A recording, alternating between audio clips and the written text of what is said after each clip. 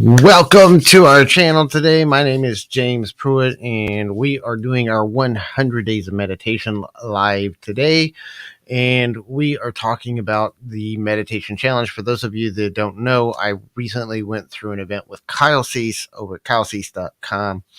And one of the things that they challenged us to do was to do a 100-day challenge of some sort. And I took on a 100 days of meditation. And in my first day of meditation challenge, one of the things that came through me was that I needed to record and share those meditation insights that I was getting every day. So one of the things I'm doing is I'm trying to do a meditation every day, and I'm doing a video. I'm either going live or recording a video and putting it out every day where I'm sharing some of the insights we've had through our daily meditation. So that's what we're doing today. We did our meditation just about a little over an hour and a half ago, and we did about an hour's meditation. And now we are working on just sharing the insights that we have from that meditation. So, do you meditate? Do you have meditation as a practice in your life? If so, let me know in the comments below. If you want more help, or if you want to understand meditation, or if you're struggling with meditation, leave me a comment and let me know after this video, and we will be looking at doing some more videos on meditation practices. Oh, the meditation that Kyle teaches and that we're working with is just a mindfulness meditation where we sit in silence and listening to ourselves. It's not fancy. It's not any kind of big fancy meditation technique. But it's very much about getting in tune with yourself, learning to listen to your own thoughts, turning off the noise, and getting in tune with your body and with your mind and with your feelings and your emotions. And the more you tune into what's going on inside of you, the more you expand, the more you can heal those past wounds, the more you can move into a place of growth and expansion. And really today's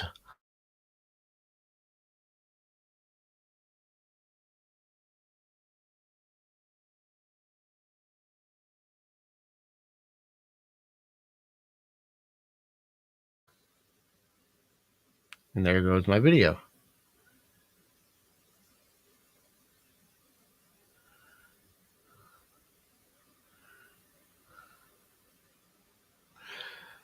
And there's DJ. Hello, DJ. We are. Some people struggle, and I struggled for a long time because I constantly get interrupted and there's a lot of things going on. But I try to find a way to make space for sitting with myself. Something that's more and more that I'm trying to do, and getting into silence. Yeah, I see that it froze up. I saw it on my end too. So, but one of the things that we're doing is we get into the silence, as we get into our daily meditation practice. And I've been practicing meditation for a long time, off and on, but I've gotten to where I do now about an hour a day. And that was part of the challenge for myself. But I was already doing about 30 to 45 minutes a day. And I took on the challenge of doing it for up to an hour a day. In the challenge, Kyle talks about one of the things that they were teaching is doing a 2-hour meditation a day. And because of interruptions and things with Emily and our situation, I just can't do a 2-hour meditation a day, at least right now. But I'm really trying to be intentional about doing this hour a day and getting into that hour a day. But I didn't start there. I started with doing 5 minutes a day. And that's one of the things that I would recommend. If you're not used to meditating, if you're not used to getting into silence, try to find a 5 to 10 minutes a day and just sit for 5 minutes in silence. And what I usually do with mine is the first 5 minutes is just doing breath work. And I just take my hand and I put it over my heart, and I take my other hand and I put it over my belly. You can't really see that. And just breathe and just close our eyes and just breathe in and breathe out, and feel that breath filling up your tummy and your chest, and then just release it. And I do that for about 5 minutes. And that's like the first 5 minutes of my meditation. And then I go for another 10 minutes or so, 5 to 10 minutes of just allowing my mind to just think whatever thoughts come through and not trying to hold on to any particular thought, just allowing the thoughts to come through and to come in and allow things to come through me. And then after about 10 to 15 minutes of that, usually my mind starts to calm down. And that's when I really start getting into what am I feeling in my body? Am I feeling pain? Am I feeling tenseness? Am I feeling, and listening to what I'm feeling inside my body. And then as I have thoughts and as different thoughts come up, I pay attention to how those thoughts feel in my body and how they feel emotionally. And as we do that, one of the things that I found is that I've been able to shift a lot of negative thoughts and release thoughts that feel heavy and release ideas and beliefs that feel heavy and that feel constricting and tight and painful in my body because you can feel it. Every thought creates a feeling in your body. Every thought creates an emotion. And so as you start listening to your thoughts, you can feel where it feels inside your body. But you have to get into silence to do this. And sometimes I put on maybe some really, really soft, light meditation music, but usually I do this in just total silence. And I'm finding more that I do it takes some getting used to it first. That's why I say start with 5 to 10 minutes because it takes some time to just get yourself in the habit of doing it. But it does take sometimes 30 to 45 minutes just to get through the mind and get into your body and get everything calmed down. This is why we talking about doing an hour a day, because once you get past that gap after 30 to 45 minutes, then you still get a good 15 minutes of really deep listening. And the more you listen to yourself, more ideas are going to come to you. And, as a business, one of the things that I'm always trying to do is coming up with ideas of what to do to grow my expansion, to grow my business, to grow my content and the things that I'm doing to help other people. And one of the things is that sometimes I have to get through all the noise of my mind in order to get there and to get to those deeper places. And unfortunately, if we don't slow down and listen, we never get that far. So we have to kind of make it a priority in our lives. And we have to sometimes tell other people, hey, I'm going to be busy for the next hour. Just leave me alone. We're going to turn the phone off. We're going to turn the phone on do not disturb mode and just sit down, and we're going to turn off the TV. We're going to turn off the noise, and we're just going to listen to ourselves. Are you spending 2, 3, 4 hours a day watching TV that you could spend some of that time just listening to yourself? Are you spending time, you know, going and, hanging out with other people that aren't really in your best good or in your best interest? And I've done that a lot of times in my life. I've had a lot of times in my own life where I was hanging out with people that weren't really serving my best interest or my best good. And through these practices and through implementing these practices in my life, I've been able to disassociate myself with people that were not benefiting me, but that I thought were because they were benefiting my ego, but they weren't benefiting me. They were benefiting, what made me think I felt good. And it's disconnecting me from the need to take responsibility for other people. And these are kind of tying in what we've talked about in the past few days. And if you haven't already, make sure you subscribe to our channel and check out our playlist on the 100 Days of Meditation, because we've already got a couple of really good insights over the last few days over some of these meditation insights that have been coming on. And so what I'm going through right now is I've been working on how to expand what I'm doing, and I've got some other things that I'm working on. I'm also trying to, work on, balancing my time between trying to work and trying to take care of Emily and trying to make sure that everything else gets taken care of that needs to get taken care of without a support team. One of the big things that's in my issues, and something that I was working on today as I was doing this, is that I don't have the support team that's expanding my growth, that's helping me to expand and take things to another level, and helping me to get my reach out to more people, and getting my reach out to where I want it to go, and do some of the things that I want to do. Sometimes I have these big ideas, but I don't have the team that it would take to implement them.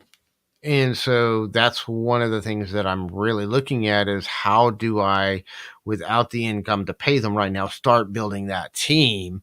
And that's one of the things that I'm learning to get away from the how.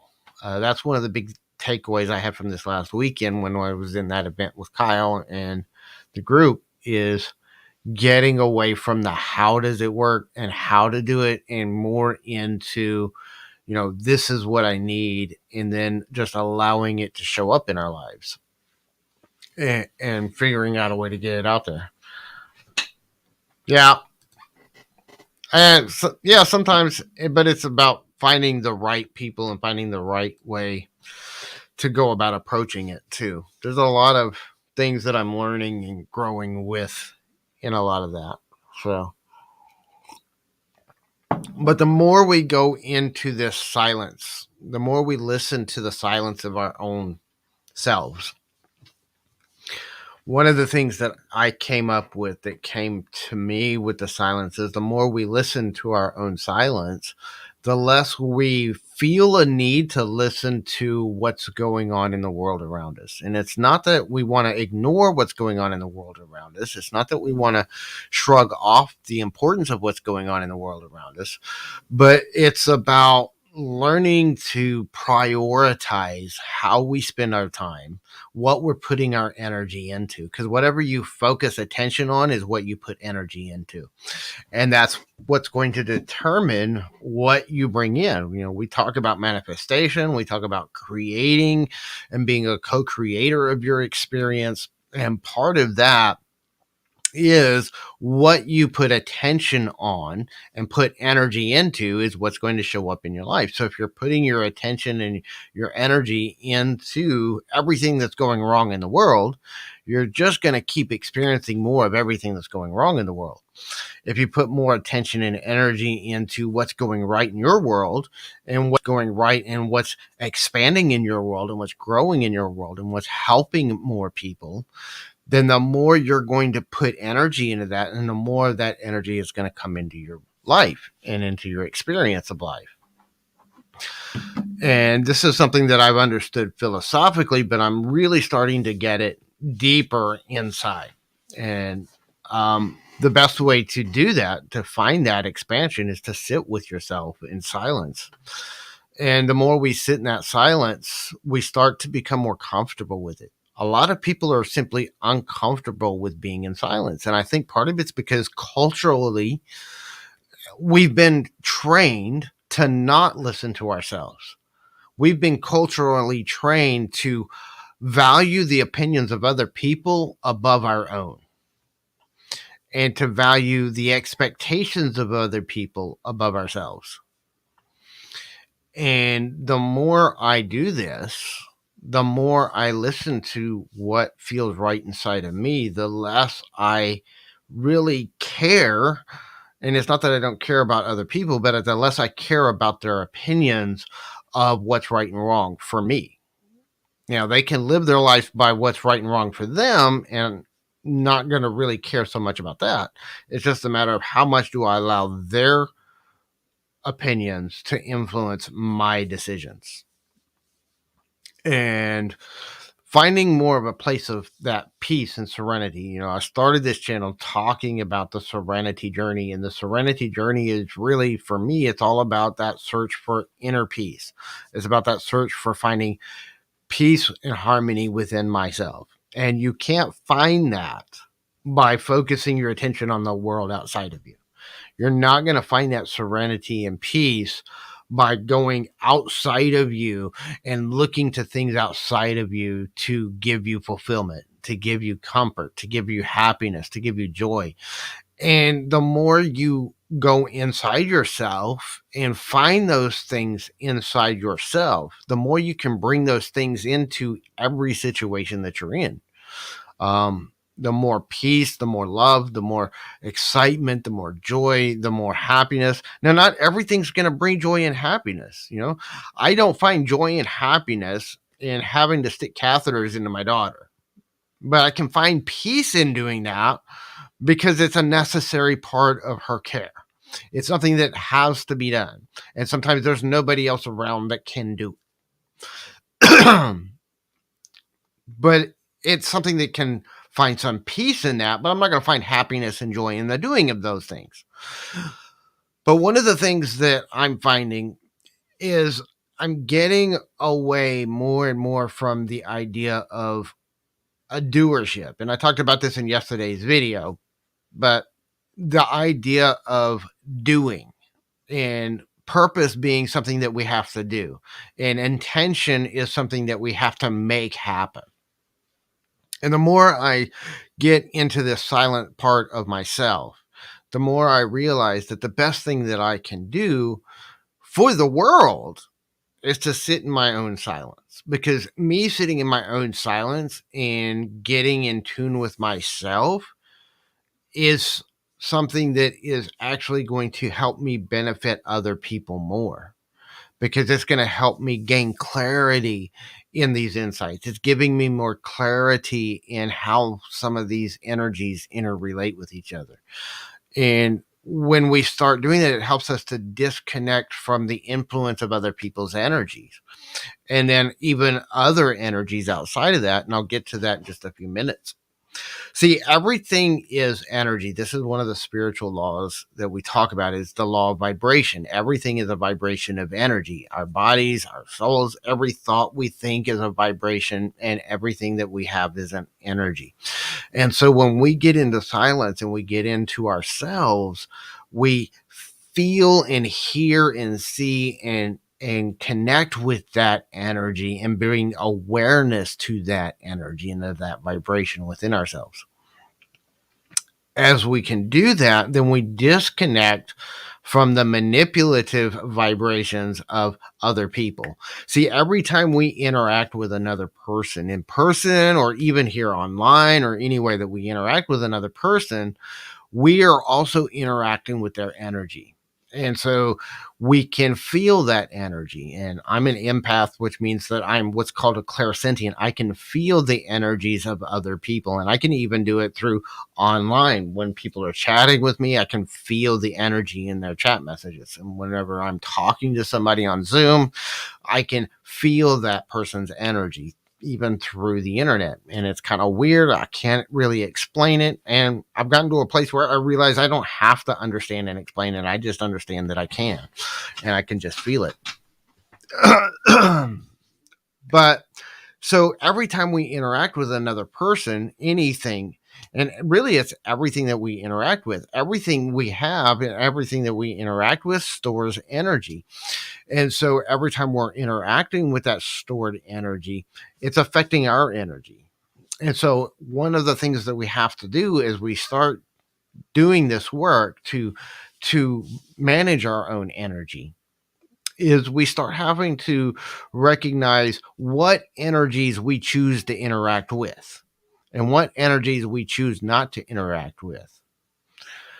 And so as we do this, then we start saying, these particular people in our lives are creating an energy that I really don't want to be interacting with anymore, because it's bringing a negative energy into my field, and it's bringing a negativity to me and bringing out a negative energy in me that I don't really want to be bringing out to the world, because it's not good for me and it's not good for them and it's not good for other people.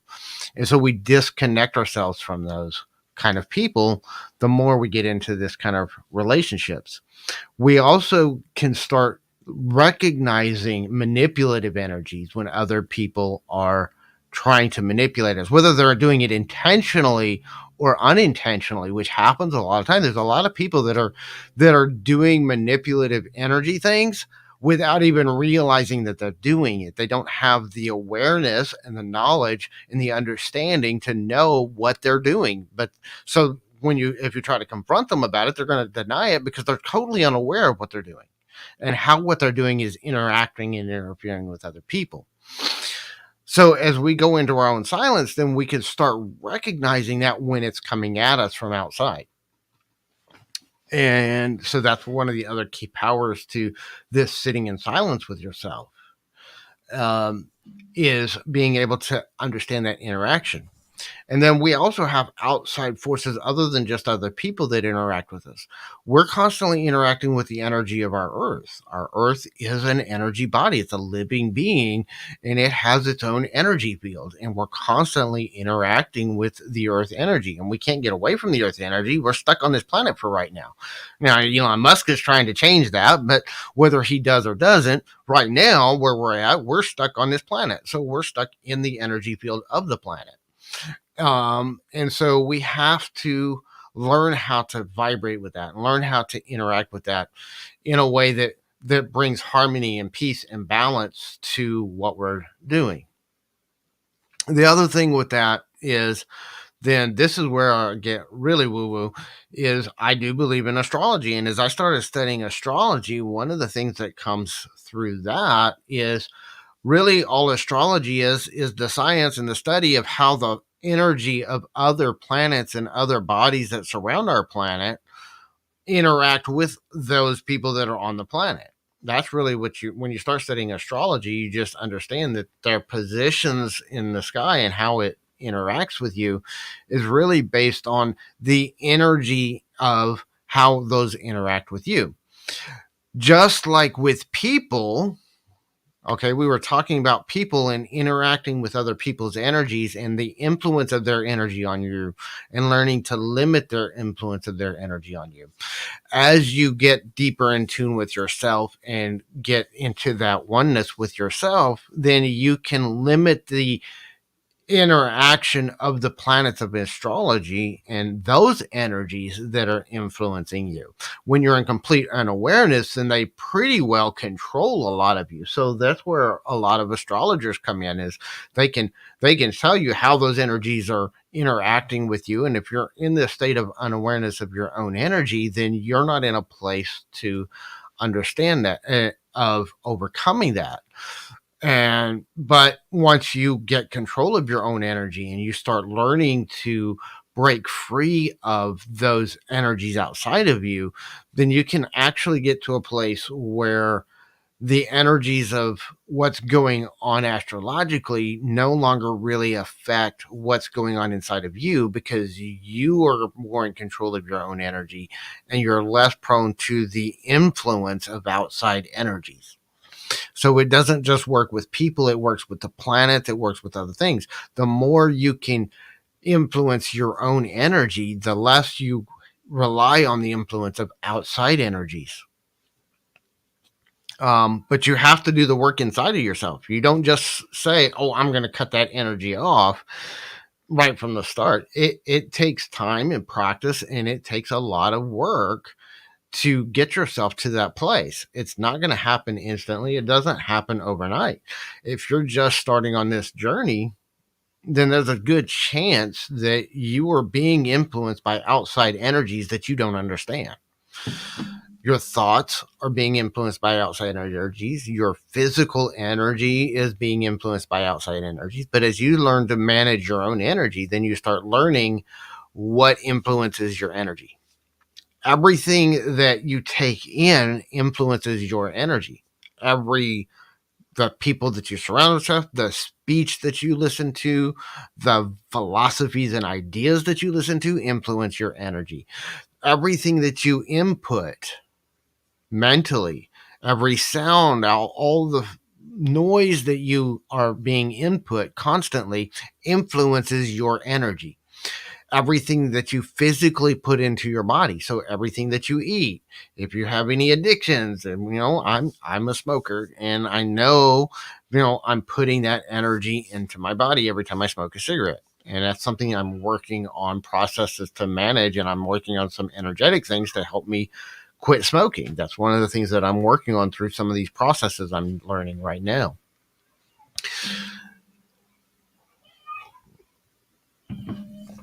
But the first step is awareness of it. So I'm already past that first step. I'm aware of it now. I'm aware of it more than I was even just a few weeks ago.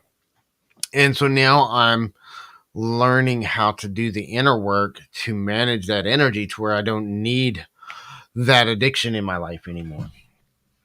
And we also have to look at the foods that we eat. So much of the foods that we eat are heavily processed, full of chemicals, and they're full of energy that is harming ourselves more than helping us. And so we have to start taking some responsibility for the foods that we eat and what it's doing to our own energy field, what it's doing to our bodies. And there's food that I used to love pizza. Years ago, pizza was one of my favorite foods. But now I've gotten to where I can't stand pizza. I get sick every time I eat it. Why? Part of it's because of the energy and where I'm at vibrationally now in my life and where I understand. And I just see a piece of pizza and I just see this big old nasty blob of energy that I'm taking into my body and it sickens me. And I've even had people that have been around that, physically just being around those people sickens me. Literally feels that energy and it feels that vibration and it just makes me want to run away and get away from those kind of people because I'm getting more and more sensitive as I'm controlling more of the energy that goes into my body, as I'm feeling more of the energy and getting more in tune with the energy in my body. And I'm more in tune with the energies going on outside of me as well. I can feel those shifts inside of me and outside of me. So that's one of the big shifts that I've made by getting into silence and listening to these meditations. And the more I get into that silence, the more I embrace that silence, the more I have the ability to manage and control those energies, the more I can feel what's going on around me, and the more I can really interpret those feelings. And sometimes it's feeling something and it's triggering something inside of me that's coming out in a really negative way. And whenever I'm recognizing that, I can also recognize that that's triggering an energy that already existed inside of me. And that gives me something to work on through my meditations. It gives me something to work on through my journaling. And as I do that, I can dive into my trauma energy. This is where the trauma healing, which I addressed a little bit yesterday, and I'm continuing to address trauma healing because I think it's a huge part of the journey that we all have to do. But the traumas that are inside of us are just energy from our past experiences. And if we're not, sitting with those energies and healing those energies and allowing those energies to leave our body, then whenever something outside of us comes in that triggers that particular trauma energy, then it's going to come out in a negative way. It's going to come out in a negative response. And the more we dive into our daily inner work, the more we can release those trauma energies from our body. This is when we start healing our past wounds. This is why we start focusing on the shadow self and understanding what the shadow self is. That's really the shadow self is the unseen aspects of ourselves. And the shadow self is a lot of that trauma energy, but it's also a lot of that trauma energy is protecting us. That's why our body held on to it. We held on to that energy because it was protecting us at the time it was brought in. It was the self-defense mechanism that we brought to protect ourselves from the forces that were going on in our lives. The problem is sometimes our world has changed, the experiences of our world has changed, but we're still holding on to that trauma energy, and so we're still in this defense mode. And so the more we heal that trauma energy, the more we can get out of that defense mode, the more open. The more we open, the more we can expand, the more we can bring our own true, authentic self to the world. And I think that that's one of the most important things that we have to do. We need to bring more of our own authenticity to the world. We need to bring more of that authentic expression of who we are out to the people that we're trying to serve, into the ways that we are trying to help other people. And the more we bring that authenticity out, and the more we bring that authentic part of ourselves, it can be scary to do this, especially if you're not used to it. It was scary for me years ago when I first started doing video and I started doing these live streams and I started doing all this content stuff. It was scary for me to come out and put myself out. And a lot of times I tried to be something that I wasn't. I was trying to be an expert. I was trying to show people a level of understanding of these things that really kind of help push people away more than bring them towards me. But I didn't know better. But I was doing that in defense of trying to protect myself still. I was trying to put myself out, but I was still trying to protect myself. So I didn't put a lot of my vulnerability out there. I didn't share when I first started. I didn't share my daily struggles with my personal struggles. With where I was 10 years ago when I started doing all this stuff, or 15 years ago almost when I started doing all this stuff. And this was before we had Emily and everything else. With where I was at back then, I wouldn't even share what was going on with Emily. Nobody would even know that I had a disabled daughter and the struggles that we've been through with her. Now I'm getting more and more open to sharing that vulnerability and sharing that openness. And I'm still not perfect at it. I'm still not where I want to be with it, but I'm able to do it more now than I did back then. And every day as I dive into this silence, as I dive deeper into myself, the more I want to bring those things that make me vulnerable out and use them to help other people. I've had to share some of the things that I've been through that were kind of somewhat embarrassing, my debt and my struggles financially and my struggles mentally and emotionally and spiritually. And even like earlier, sharing that I don't have that team. And, these are some of the things that I struggle with. And I'm trying to find ways to share that more vulnerably, to ask for help. Sometimes, DJ, you just said, all you have to do is ask. And that's part of that openness and that vulnerability that I'm having to learn how to do, is how to ask for help. Because for most of my life, I've been told that it was wrong for me to ask for help. It was bad for me to ask for help. I should be more authoritative. I shouldn't have to ask for help. I should be able to handle it and do it all. And the more I realize I can't do it all for everyone. And so I'm pulling more away from trying to do it all and trying to get into a place of being able to delegate more and have more people help me with some of these things. So that's what I'm working on. There's things, I do my thumbnails and I do my graphics for my website. You see my logo right there. I made that myself. It's not a bad looking logo, but it could definitely be a lot better. But I'm not a graphic designer. And I honestly hate doing graphic design work. I spend hours. That logo right there was like 3 days worth of work for me to do. And that's a very simple logo. Whereas I would rather pay somebody else to do it if I had the money. But I don't have the income yet from my content and my business to pay somebody on an ongoing basis to do that kind of work. And it's worth money. I value their time. I value what they do. It's just being able to have the resources to do it. And that's one of the things that I'm working on, is ways to create those resources and ways to get more resources so that I can get the thumbnails done. I would love to get somebody that could, take my content and let me just come out and just record and go live and talk about, these insights and these things, and then have somebody else take it and transcribe it and turn it into a blog post that gets put on my blog, and have somebody else that edits it and turns it into videos that can go out on YouTube and TikTok and all the other places, and those of y'all that see me around all the other places, I'm very slow at getting some of those out because I'm doing 100% of that work myself. And I mean, right now, if I had the resources, I could hire about 10 people to do what I'm trying to do on a daily basis.